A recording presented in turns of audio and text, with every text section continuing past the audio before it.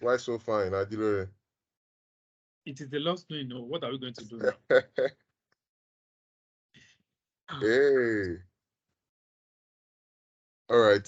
Welcome everybody. I'm so happy to have us all around here today. And as we all know, Ajilore is going to be our speaker for today. And we're going to be talking about achieving your goals with resilience. And before we go on, I'd just like to reiterate what the group is all about. This show, what is all about? It's all about looking at different aspects of life and helping each other to win in life. Since we have gone out of school, a lot of people have been successful in some areas, and some people are still struggling. We believe that we could learn from each other, by hearing each other's stories, and hopefully, one of these days, we are going to have more people featuring in. Lukman, Dami, uh, is that Miss Lima? Mrs. Lima. I'm saying Limbs. Are you the one? Can you speak, please?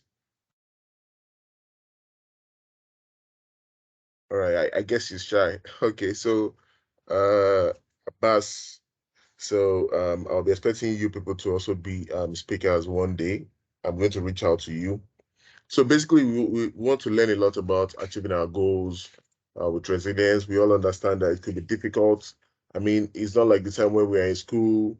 The brain was very hot then. We are reading a lot. So now people want to achieve a lot of things. They are working, combining work, traffic jam with trying to pursue your dreams.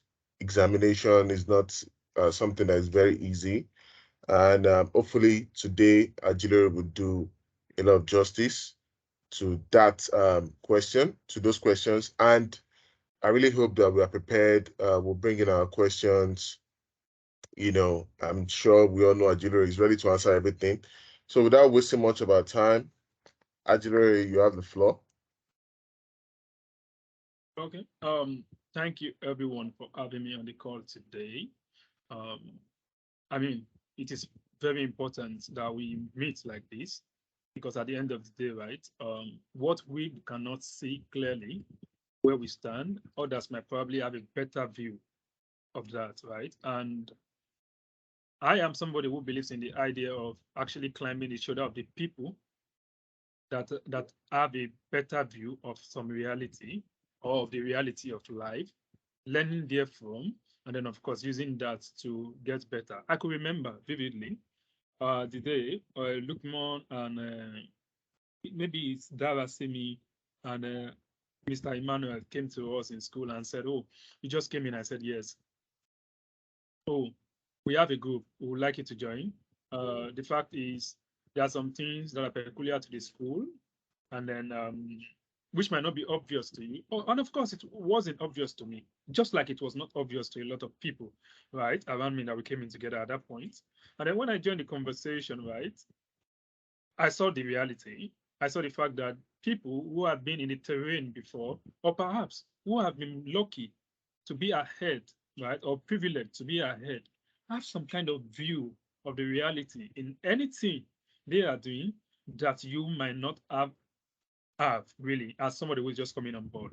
So pretty much we joined the conversation, and then the conversation went ahead in such a way that we started seeing people suggesting how questions may be asked, how people assess people in the examination. And then that was actually a fruitful one for me. And it's a good learning curve, really. Whenever we meet, whenever we have the opportunity to meet, and we have the opportunity to share, really, I see it as an opportunity to grow at the end of the day. So just like we are going to be sharing today, now here today, we are just basically speaking of, okay, how to achieve your goal with resilience. But then when I see that kind of topic, it catches my fancy because I am somebody who is particular about the idea of goals, right? One common misconception, however, that I've seen about goals is that people don't know the importance of defining goals, right? When you hear goals, people just use it in a very abstract way. Like they just used it because it contains it is a word in English, and then of course it's something that you hear from high flyers, maybe in the finance industry, maybe in the tech space. Oh, this is what I've heard Mommy Toyisoni say. Oh, she spoke about goals. Oh, maybe I should set goals. So much that every year people tend to have new goals. Now, but the point is, try not to abuse the idea of what a goal is. Let's find a way to properly identify what is a goal and what is an objective, right? Oftentimes, right, in the course of trying to achieve goals, right, we have different objectives to meet along the line. Now, meeting goals means you have a place you are going to. Now, for you to get to that place you are going to, you know there may be a lot of stop along the line. Because at some point, even a car, right? If you decide to pick, like that man that came all the way from UK and rode his bicycle to Nigeria, at some point he will park, he will say, oh, something punctured my tire.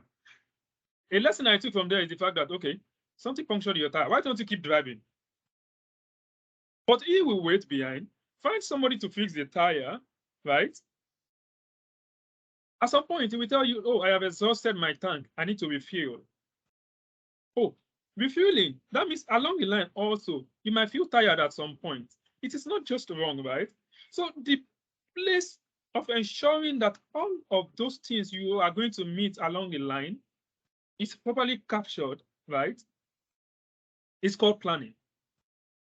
Now, for those of us who probably had sat for ICANN, ACCA, or CFA, or HCA, as the case may be, you must have heard the word planning recurrently a lot of times.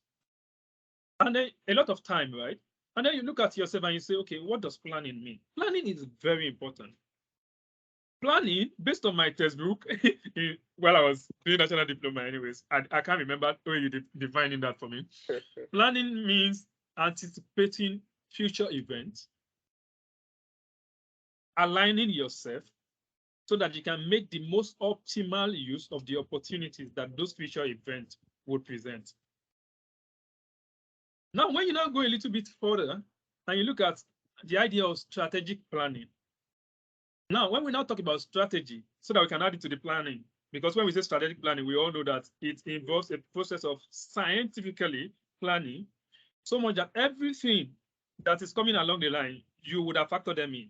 Now, going back to the idea of that man that rode his bicycle from London to Nigeria, his power bike, obviously, don't put a barrage on that road, he's not going to get here because the engine will knock at some point. This man, at the point of leaving the United Kingdom, learned how to fix a tire, how to patch a tire. He said so in his vlog. I learned how to fix a tire. Oh, in case I have brake issues, I learned how to fix a brake. Now, all of these things point to the fact that the plan is so strategic that he has foreseen almost every likelihood along the line. But I can be very sure he didn't foresee what he actually get to encounter eventually along the Sahara. The Sahel, I mean. Yeah. So pretty much that. Can you hear me, please? Yes, we can. So I can say he didn't foresee what he eventually met at some point along the line, because he said he started seeing the carcass of human beings that have died, and then of animals that have died as well. And then you start wondering, like, oh, I didn't see this coming. Now that's where resilience comes in. When those unexpected events, right, happens, that's where resilience comes in. Now, for people who are Christians amongst us, right, for people who are traditionalists, for people who are Muslims as well, we need to note that resilience is captured in almost all of our holy books, or any coding that we have, perhaps a scripture, maybe for people who worship Ifa, they know how they recite the different divinations. For people like myself who believe in Jesus, let me be clear about that. We know how to look at the Bible and then see what we want to see, which is the real word of God, as we believe. Now, in almost all of these scriptures, there is the place of resilience. They will talk about diligence, but you see that special place for resilience, they will keep it. It is both physical and spiritual. Now, the point is that you need to have a feel that there's something backing you at some point in life. You need to have that assurance that there's something backing me. And that's why we as a Christian, we talk about faith. Evidence of things not seen, substance of things hoped for, right? How can I have evidence of something I have not seen? It occurs to me a lot of time, right? And then when I look at it closely, I think I now realize that the belief in God is supernatural force, right? It's one of the things that keeps me going, that I can now start testifying to the fact that I can now start alluding evidence to something I have not seen. Now, having said that, this resilience is so important that all of them touch on it. In the Bible, you will hear things like long suffering. It comes also in the form of endurance. It comes also in the form of patience. For instance, that guy that was riding from the UK for polio, for the polio advocacy, right, said something. At some point, he got to somewhere and they didn't want to allow him to go again. Maybe Cote d'Ivoire. Immigration laws caught up with him. He didn't foresee immigration laws because we are economic community of West African states. We would assume normally, based on our textbook definition in economy, that there should be free flow movement of people and goods along those borders. He didn't get caught up in Mauritania. He didn't get caught up in Morocco. He passed through Gibraltar. He wasn't caught up anywhere there. He went to a lot of countries in North and Central North Africa, and then of course Northwest Africa, and he wasn't caught up in anything. But he got to West Africa, the real West Africa where there's ECOWAS, and then he was caught somewhere because they said there is COVID issues, so people cannot go in and go out anyhow. I hope that this is making sense. So at the end of the day, the place of resilience, although not often stated enough, because miracle has been happening to so many of us, right? God has been doing a lot of things with relative ease for us, but the place of resilience is very important. Now he got to Cote d'Ivoire, he had to be patient. He had to endure the torturous feeling. When you know that, oh, when somebody is saying don't move around in your own house, there's a level of mental fortitude it now takes to say, what do I move around in West Africa? What's the issue? Especially someone like me, my parents have been speaking English. A lot of grammar, according to the Geneva Convention, according to that convention. But the point is, resilience teaches you to endure. It teaches you to be patient. So going back to where I digress before I move towards that story, I spoke about the fact that you need to plan in the actualization of goals. Now, this plan must be strategic. Now, what is strategy? Those are course of actions that you have designed, particularly with the hope that the plan will adapt itself to anything that happens along the line. Oh, let's take it from an investment angle. Let's say you are investing, right? And there's a lot of uncertainty in the market, right? Some of us will come and tell you like, no, invest in near cash assets. Don't take your money off the market. Invest in near cash assets. Why are we saying we should invest in near cash assets? Because we are using a strategic lens to view the market. We are saying, okay, when you invest in near cash assets like treasury bill, they will mature quickly. So much that you won't be caught up in medium-term issues. You may be caught up in short-term issues, but not medium-term issues. But if there are short-term opportunities as well, you are able to capitalize on them because you can easily convert those assets to cash and invest. That's one. So when we don't match the two words together, strategy and planning, then we have strategic planning. So you must be able to plan. However, right, I will cite another example. My first time in Jos, I was going for NYC. I have never been out of the Southwest before. But because I do not have an idea of where I was going to. We got to Abuja and I was asking the driver, like, Chief, how soon before we get to Jos? He said we still have about 4 hours to go. I said, 4 hours how? So we spent relatively about 16 hours on the journey. But subsequent time, while I came back to the Southwest because I moved around a lot during that service year, I came back to the Southwest and I was going back. And then while I was going back to resume fully, I realized that the journey was shorter for me. At this point, It was shorter because I knew not to take the night bus. I knew not to take the morning bus. I knew that taking the night bus is the best because the bus will not stop too much, right? And then by the time it's morning, there will be just a few kilometers to cover. So the idea of knowing where you are going is not very important when you are planning, when you are doing your strategic planning. And when I say knowing where you are going, how does it come in this conversation? Defining your goal clearly. Oftentimes, right? Even in the course of writing personal statement, letter of motivation, a lot of us model a lot of things up. What do you want to achieve? Don't speak too much grammar. I want to get a better job after this program. How do you intend to get a better job? If I come on this program, the school has reputation, good reputation. The curriculum is industry focused. You start saying what you have been able to learn, right? Because you know what you want to achieve. Because if you are moving from, let's say, a firm in Nigeria, don't let me mention names so that it don't look like I'm taking I'm punching some people's workplace. I know them. I So know them. I will be punching my own too as well. So pretty much when you say you are going for MBA, don't give us the Ojoro formula of saying you want to help anybody. You want to help yourself. I have always stated that in my essay, and it has always secured me the admission, although I have not been able to get the funding, which I think is particularly because I have not done something which I have been able to figure out. Now, the point is, when you know where you are going, when you know what you want to attain, eh, you know the kind of arrangement to make to attain that thing, it is easier. That's why OBJ is usually easier for some people to pass because they have mastered the act of working solution answers back to the question.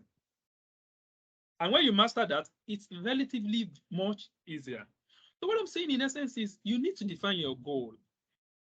Remember Mr. Ine class, for those who finish from accounting OAU, in 200 level, like remember vividly, when he said I would fail that course. In that class, he defined a goal clearly. The goal is to get the best performance out of us. And from what he stated in that class, he stated something very important. He said, when you have a goal, it should be specific. Right? Now, when you say the specificity of a goal, I want to make money. I want to live a good life. Right? So I do not want to perpetuate poverty. I do not intend for my kids, right, to turn out to go through the process I went through in life. I want some relative ease for them. That's a clear-cut goal. Now, what are the things that I must achieve along the line to achieve these goals? Those are the objectives. Now, what are the measures that I need to put in place? So much that whenever this plan is in full force and anything changes, my plan is able to change alongside that change in the process. Oh, 200 level, I came into school and I said, yo, I want to get a first class. Everything we are going to be doing in this 200 level, I have done it in the Polytechnic. I have done it during A level. I must finish with the first class. And then your first semester, right? Your goal is to finish with the first class. The first semester, you met Boima, you met Daniel, High Flyers, you met Ayomi Akinloye, for instance, you met Toye, and then all of you were able to sync idea and bring a study plan out. You are working towards your objective. Now, along the line, because we are running a new curriculum, now we need to find a way, right, to remodel some reality, which is in the real case now different from the people that our predecessors. They had a different curriculum. We have a new curriculum. So this new set of people came together and we're doing a lot of work together, studying a lot of things together. Let's say I now go to second semester part 2, and I noticed that I was on 2.5. This thing is over 5. The way I'm going, I won't see draw. Then I now say, okay, that said, maybe I need to add one more person to the conversation. Okay, let me add Damilare. Oh, Damilare now came with a new perspective, for instance, and said, oh, guys, you have been studying this, studying that. It's fine. But don't stress yourself too much. At times, overstressing yourself gets you saturated. And after point of saturation, don't forget that chart that Dr. Aremot drew for us. That point below that chart is called the region of sin.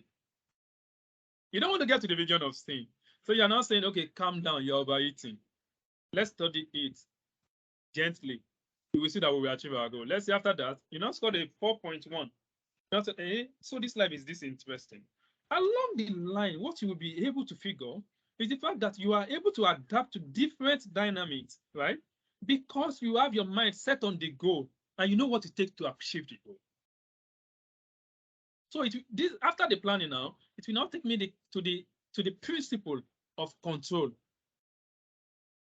In management, we have a lot of principles, but I actually very particular about the principle of organizing, planning, and controlling. I will tell you why. Because those three things constitute the majority part of what we want to achieve with life. Now I say, okay, I know my goal specific. I know what I will use to measure my goal is the first class. Is it attainable? Nobody has done it in my family before. But as someone with one head done it in this department before, yes. Okay, it's attainable. Is my goal relevant? Oh, it is relevant though. I wasn't born with a silver spoon. I see this education as a means, right, to close the gap between my own family generation and some other people who have gone ahead. Oh, it's timely, it's quite relevant. Very, very relevant. How soon do you want to achieve that? Oh, of course, now the program is 4 years. Of course, OAU, we have some F's here, but the program is 4 years. If I can finish it in 4 years, I want to finish it in 4 years. And within that scope of time, right, you must be able to achieve that goal. Having said that, right, having said that, I have a goal in mind. I know it's specific, which is the fact that I want to make a first class. It is measurable because a first class is obvious. Just score 4.5 out of 5. You are in the first class. Is it attainable? Yes, people who are doing it, they don't have to head. Oh, I want to become an associate in my workplace. People who are doing it and doesn't have to head. But we must, however, note that for you to achieve that feat, you might not be able to do it on your own alone. You might need to climb on the shoulders of others, which is the reason why oftentimes the group of friends are maintained. You just hear somebody call you, Ayodeji, you are the one covering the insurance sector. What is happening with them? What is happening with Mansard? That's why you will see me. I will call a friend on one of the pages I belong to. I call him Samuel. Oga Samuel. Mo tún ti apply for chef ni wọn ò mú mi o. Next year, ẹ̀yin lẹ máa review essay o. You know that kind of thing. That network of people, right, helps you in the case where your goal, you are specific about it, but you think it is difficult to attain, then you start using the help of these people to actualize it. That's very important. So I will now go back to that idea that I mentioned earlier, the principle of control. You know, we've spoken about. Sorry, Ajilore. Okay. Yeah, so I don't want it to be too long, because I mean, I for myself I have a lot of questions to ask you, and I also know that the people present here also have a lot of questions to ask you. So we don't want it to be like 2 hours then we start asking questions. So I'd just like you to like take the next 5 minutes to just round everything up so that we can enter into question mode. Thank you. All right, Chief. Thank you. You know, I can talk to you tomorrow. So pretty much. So now the last point I would like to touch on. You know, we have spoken about defining your goal, because if you don't define the goal, you won't be able to plan around it. After you have done that, your strategic planning, then the next point is to note to include in that strategic planning the idea of control. What is control? You have the objectives you want to meet. You need to keep monitoring point after point at every point in time on that timeline of 4 years of achieving that first class to see maybe you are aligning yourself, or maybe you are meeting the key performance indicators that you have set along the line. What are key performance indicators? I must not finish with less than 4 points at any point in any semester. I must ensure to always study my book immediately after every lecture. Don't pile it up till lecture free week, like so many of us did in school. I must ensure as well to learn new things every day. And then, of course, to see that on this job, I do not know everything. Talk to an Abdul Rauf, talk to an Akinloye, talk to a Yinka Demuwagun, because these people have been in the industry for like a year before so many of us joined. See through them. So at the end of the day, controlling is now ensuring that, okay, anything that is not aligning, remove it, replace it. If watching football will not allow me to study on Saturday and prepare for a Monday morning presentation, then I may need to remove that football from my this thing and create time for myself. Or maybe it's an extra job that I do. I may need to now remove that and bring that in. That's controlling. What control is all about is setting performance standard, monitoring that performance standard in line with actual, right? In line with the actual thing that happened. Because you said, okay, I want to achieve 4. Okay, you now achieve 3. Or more, there's a deviation. I need to see a way to reduce this deviation going forward.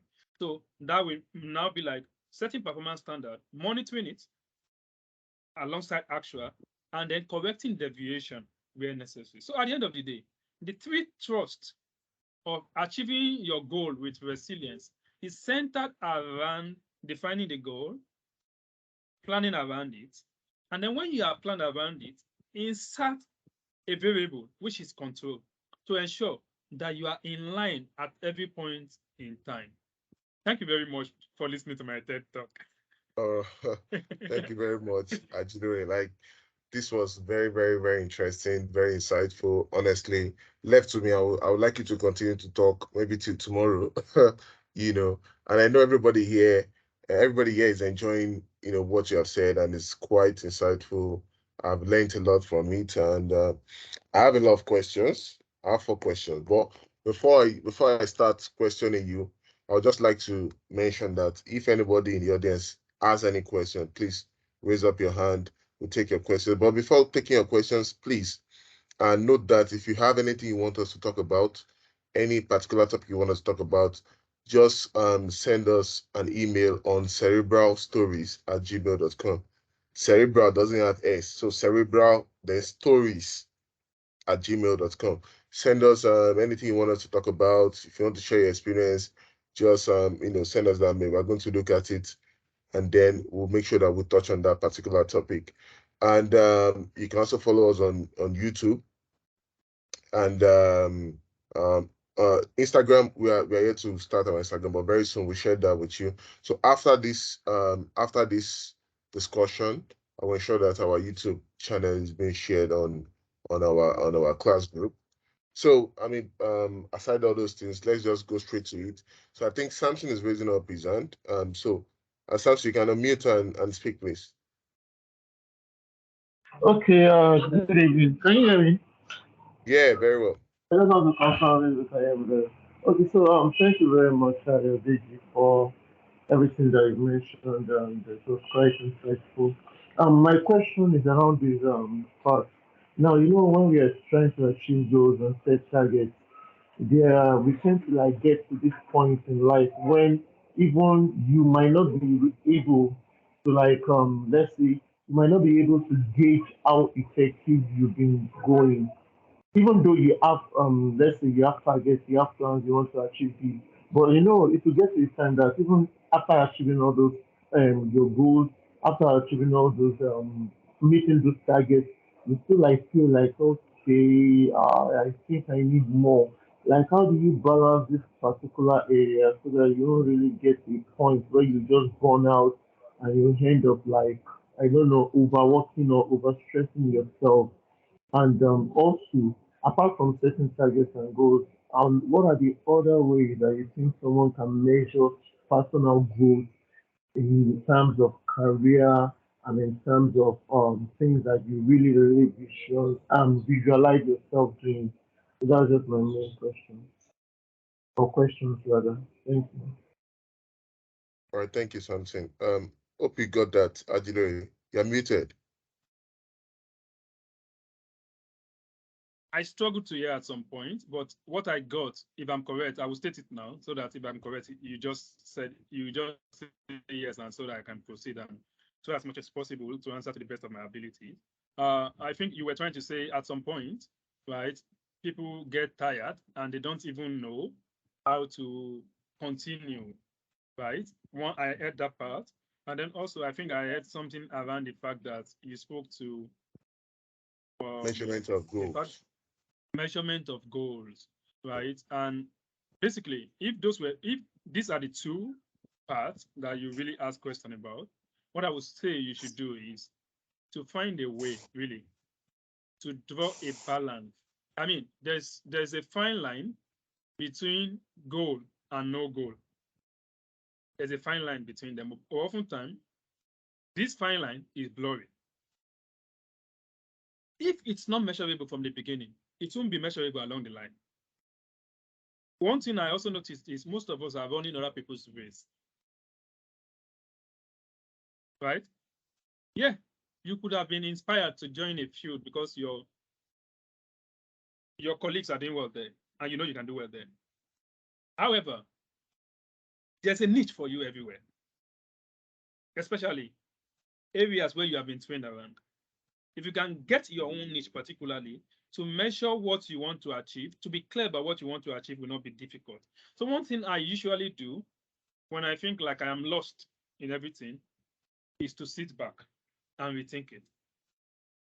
And for me, right, I also do something which is very important. I have been out of my house all day. And the reason why I was out of my house is simple. I needed to do something else that will interest me. I have been a little bit down with illness for quite a while. And then I noticed that I was feeling somewhat burdened, overburdened. So, what did I have to do to change that trajectory? I just walked out. Maybe at times we usually see this thing as like a do or die thing. It is not a do or die thing. If you are clear about it, set a reasonable timeline around it, you will feel less burdened. And when you are burdened, speak to somebody. Like a lot of my friends used to make jest of me. I said, I have a therapist. I have a therapist. I talk to somebody. When I think like my mind, I'm losing my mind, I have somebody I talk to. She maintains my file. Find a therapist. It's cheaper these days.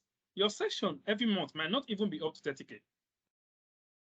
And you'll be lucky to have 2, 3 sessions at times. At times, you may not have any session for 3 months because you've received enough well to keep going. Just like the man I mentioned earlier. You've learned how to patch the tire. So when it's punctured along the line, you quickly patch it, right? When you can't patch it, you look for a organizer to help you patch it, right? And then in the sense of the other side of the question, which is about when you feel tired, I think I've addressed that now. Measurement of the goals. Let me speak to that so it won't look like I am trying to evade it. To measure the goal, it must be your goal. It must be your goal. It must not be something that was co-opted from the reality of another person. Let's take, for instance, let's say I go to AAU and I say I want to succeed. Success could be anything. I may be the first university graduate in my family. That's success, right? But when I now put a name to it and say, yo, I want to finish with a first class, then it becomes more specific. So at any point in time along the line, I am not amidst of what it is I want to achieve. So pretty much, I think it's still pretty much about defining the goals clearly from the beginning. And one other thing is when the goal is defined properly, let me state this again before I round that up. When the goal is properly defined from the beginning, you really get burnt out. Even when you get burnt out, the vision of where you are going will keep propelling you. I will rest. All right. Thank you very much, Ajilore. I think it was very insightful. Something I don't know if you want to confirm if you got everything you mentioned. Cool. I'm good. I'm alright with everything you All right. mentioned. Thank you very much. Do we have any other questions? In case you have any question, you can raise up your hand. And if you are too shy to talk, I know Franco is very shy. Everyone family Franco is very shy. So you can just type your message, type it, and then we're going to read it out. So let me go straight to one of my questions. So I mean, a lot of people are very, we always have this dream that okay, I want to be maybe the CEO of World Bank. I mean, I want to be the president or of a leading organization or something like that. We are focused on that. But how important is it for us to enjoy the ride towards that goal rather than just keeping your mind towards that? That goal is a dream, but the things that you're doing to get to that dream, how important is it for you to enjoy the ride? That's my first question. Okay. So can I go? Go on, please. Yeah, I think this will sound controversial, but we will not always enjoy the ride. Right? Pretty much like for me, I want to be one of the best financial analysts in the world. Reading for CFA is a wala. I'm not going to enjoy the ride easily. But the point is, I will not also deprive myself of the opportunity to enjoy the ones I can enjoy. Also, I have FMVA program that I've registered for. I'm doing it at my leisure and I'm gaining a lot of knowledge. I'm developing a lot of things that I mean, more or less like there are parts of it that you will enjoy, right? Those ones that you can enjoy it to the utmost, right? And those ones that you feel are difficult, that's where you need to be tenacious. That's where the idea of that resilience further comes into the conversation. The fact that this is what I want to become. Okay, I don't want this thing to mess up my head, but this is what I want to become. What I do is, if I want to become a CEO of Codros, so that I can be the CEO of Toye, there's a high likelihood that I will go and see the profile of the CEO of Codros. Waiting in get where I don't get. Okay. Then after seeing the profile of that CEO, I'm probably also looking closely to see the CEO's interview, the way he talks, what I think it is in terms of the knowledge we serve or repertoire of knowledge that he's got, right? And then I'm putting myself in such a way that I can easily imitate and better that person. I believe that anytime I can better that person, and it's clear to me based on the key criteria that I've highlighted, that I'm better than that person, I believe I will be able to fill in that role. Then, when the opportunity arises, more or less like fire meets petrol now, everything will just flame up. But in essence, what I'm trying to say is we are not always going to enjoy the process, but we should just find a way in our heart to know that the ultimate goal, right, is there, and then find a way to make it just enjoyable or tolerable. At the end of the day, we have somewhere we are going to. The fact that there is contour or gallop along the way does not mean I should give up on that place. It probably means I should raise my vehicle, increase my absorber. Work on my absorber, better it, so that I can easily navigate that road and get to where I'm going to. The destination is very important. Thank you. All right, thank you very much. So, again, as we move on in life, we meet different people, friends, wife, Okay. girlfriend, people, church members. But how important is it for you to ensure that you match, how do I put it now? You want to ensure that the people that you are having close to you are going to be people that will drive you towards your goal, And if you meet people that are not, it's not like they don't love you, but they are kind of affecting you achieving your goals negatively. So do you cut them off? What do you do in that situation to ensure that your goals are met in the long run? Okay. For me, I have a theory, and I think it works for me, right? And I would try to share that with you in that case, right? In my life, I recognize three kind of people.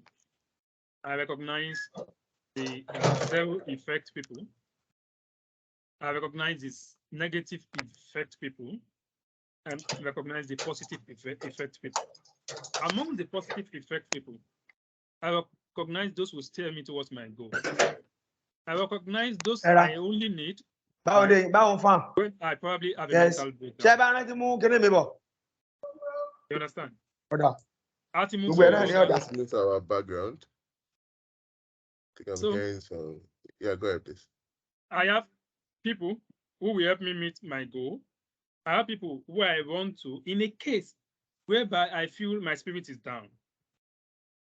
Right? Those are the more or less like the people that steers me on, right? But to meet my goal, there are some people that will work hand in hand. Among the positives, so the negatives, what I do with them basically is more or less like we can play ball together, right? We can do a lot of other things together, but we really have conversations around any other thing. We can jam anywhere, but I really just say I want to chat you, or maybe I see your status and I comment on it. No. But for those who are positive, you will see me oftentimes, Chief, Alpha, I need this, I need that. For those who are probably zero sum, as I see them, right? I just keep those people at arm's length. Oftentimes they come in positive. Oftentimes they might come in negative. But the point is the overall effect of them on my life should not be negative. I don't know, maybe you get me. So Yeah. that is how I try to classify people. So for me, I think none of them is worth cutting off, but two of them is worth keeping at arm's length. Those positive ones are the ones I try to steer conversation with every day, are the ones that I try to get inspiration from every day, are the ones that I see in news, I can't make sense of it. I have to talk to them like, yo, chief, Alpha, what do you say about this thing? What do you say about that thing? At the end of the day, what is good is ensure to keep people who are positive some very close and the other two at arm's length. All right. Thank you very much for that brilliant answer. So I'd like to reiterate, if you have any questions you want to ask, please signify, then just talk. I don't think there's option for chatting. I'm not sure. Um, but please just raise your hand and speak. So let me just ask my last question because I don't want to bore people with asking a lot of questions. So what happens if we have failed so many times? What should we do? How can we ensure that we cheer ourselves up and we go after our goals again? Oh, from where I stand, the goal is what keeps me going. Actually, it is what keeps me going. It's the fuel to my engine. It's the lubricant to my machine. And very importantly, when failure, right, comes, right, learn how to take it on the chin and not to repeat the same thing that led to that failure. This thing will seem vague, right? But it works. I mean, oftentimes, right, we are looking for the complex answer so that we can say Rema. But it's the simple things that really matter. Like, okay, Ayo, why did you fail tax in ICANN? Okay, the last time I read tax was in university. I didn't read for this exam. Okay, you did it again. Why did you fail it again, Ayo? Oh, chief, I realize now better that it wasn't about the fact that it's been long since I read it. It's the fact that even while I had the opportunity to read, I still didn't pass. So that means something was wrong. Oh, there was Finance Act of 2019. There was Finance Act of 2020. A lot of things might have changed about this law. Go and check. Then you figure out that there's nothing like oil and gas. I think there's nothing like petroleum profit tax again. It's not oil and gas tax. Figure this more or less like keep iterating, right? It can be very, very, very disturbing, right? It can be very, very frustrating. But the point is, we want to get better. There's something I want to achieve, right? All I'm about is what I want to achieve. So if for any reason I fail along the line, I keep iterating, more or less like what I said about control earlier. So much that at one point or the other, when any of those things happen like failure, I readjust the plan, right? So that at the end of the day, I can come out successful. And then one of these things is if you know the way you have failed, right? It's easy to find the way you will succeed. Because it removes one option from the available choices for you. So you will have less options to focus on than you did the first time when you started. So for me, failure will dampen your spirit. It will beat you up. But the point is, when you know the goal is something that is important for your life and your generation unborn, right? There's a place of iterating, iterating, iterating, so that you can achieve that goal at the end of the day. Failure will come, no doubt. Sorry, let me say failure might come, no doubt. But the point is that goal will keep you going. Is the oil that engines is the fuel that powers your engine? Is the grease that lubricates the friction along the line? So pretty much that's what I particularly think about that. If somebody is trying to enter. All right, thank you very much. I think Buhari can testify to what you just said. Just like just like Tinubu said about him. So, thank you very much, Ajilore. This was so insightful, and I hope that we can also reach out to you subsequently for other areas where we wanted to speak in the future. I mean, you don't have a choice. We have to just. No I problem, think we have to Organa. bring you back. You said what? No problem, Organa. Okay, I so did I did lawyer all the time. all right, I, so I wouldn't want to be fired now. Yeah, so I would like to say that I really appreciate everybody for showing up, and I think I would really like to see everybody's faces. So if you can put on your video, please, let us see your faces. And I mean, it's been a while. While we are doing that, Salon, no.